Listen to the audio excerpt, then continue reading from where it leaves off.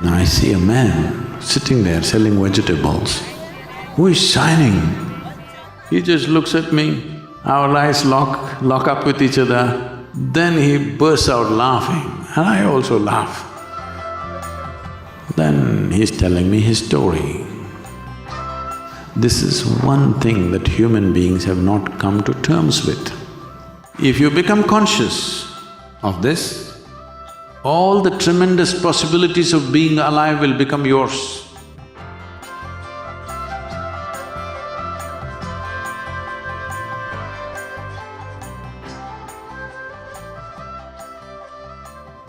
You are called a human being. I want you to get the meaning of this. Human being means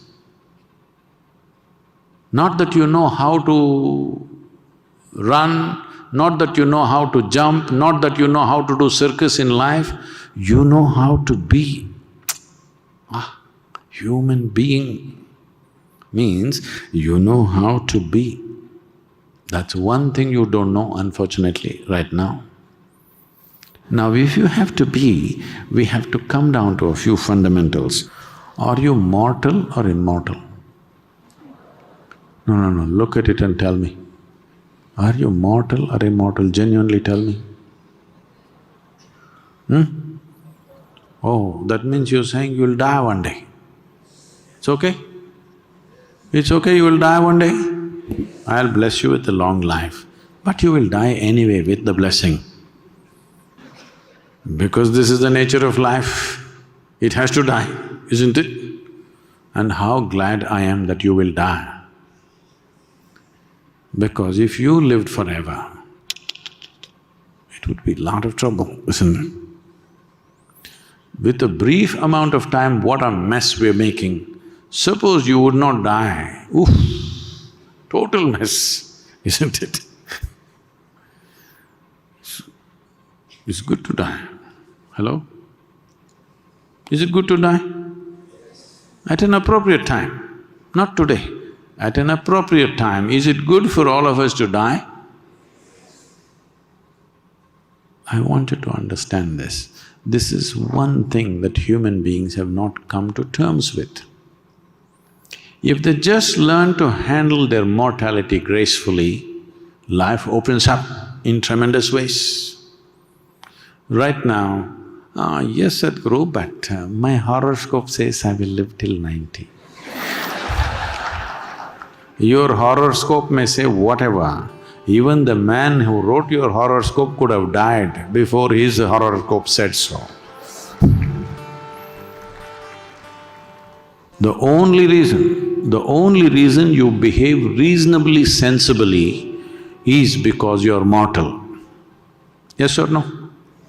If you were immortal, what all you would do, oh my God. When you're driving in Kolkata, there are some immortal people crossing the street.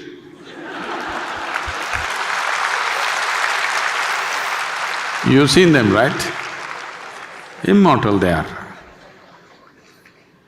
If an automobile touches them, there is an enormous amount of pain involved and there could be death.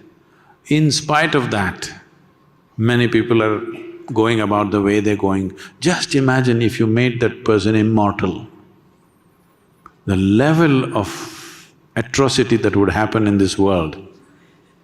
So the only reason why a lot of people are behaving reasonably sensibly is because of mortality. Have you seen some friend or maybe it's just you going on totally wantonly, suddenly your doctor told you, it looks like your kidney or your heart going down, maybe you have…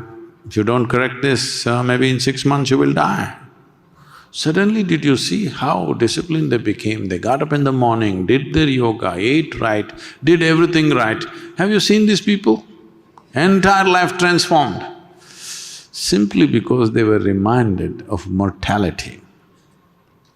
I must tell you, this happened many years ago. I'm in Bangalore city.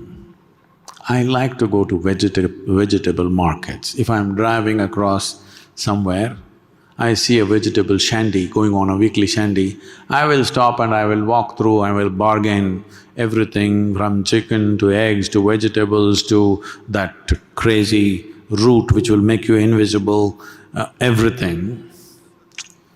I just like to interact. But anyway, I'm not going to buy vegetables or chicken. I bargain with all of them, then give them some money and go away, because for the time that I took, simply bargaining, not buying anything, because I have no place to buy and take it. So like this, one day I'm in the vegetable market in Bangalore city. Then I see a man sitting there selling vegetables, who is shining. I just look at him, my God, what the hell is he doing in the vegetable market? He just looks at me, our eyes lock up with each other, then he bursts out laughing, and I also laugh. Then I walk up to him and say, what the hell are you doing here? And he said, come, come. He opened up his little vegetable shop and asked me to sit down. So both of us sat in the shop. Then he's telling me his story. He was doing his normal life, wife and 2, 3 children and whatever. One day he fell ill, then so ill that they admitted him into a government hospital, a general ward. They put him there. Every day they thought he will die, but he did not die. Every day they thought he will die, he did not die. 2, 3 months went on, then there was no space, so they put him in the corridor outside, because this guy doesn't live, doesn't die. So after about 3 months, his wife stopped coming, she lost her patience. How long to come and sit with him, this fellow doesn't live or die? 4 months or little more than 4 months, he was lying down there in the hospital corridor. Somebody was throwing some scraps at him and he did not know. Every day he thought he will die today, but he would recover the next day morning. Again he thinks he will die. It went on like this. After 4 months, slowly he recovered.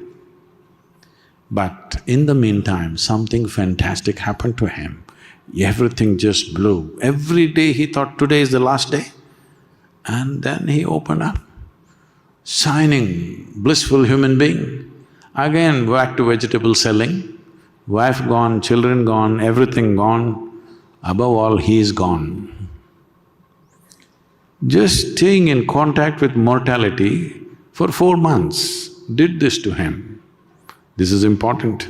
You must stay in touch with the mortal nature of who you are. This looks like a bizarre thing, oh, why is he talking about death, we want to live.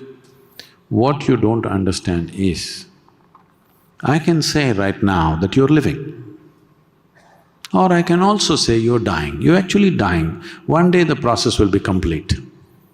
Yes or no? Hello?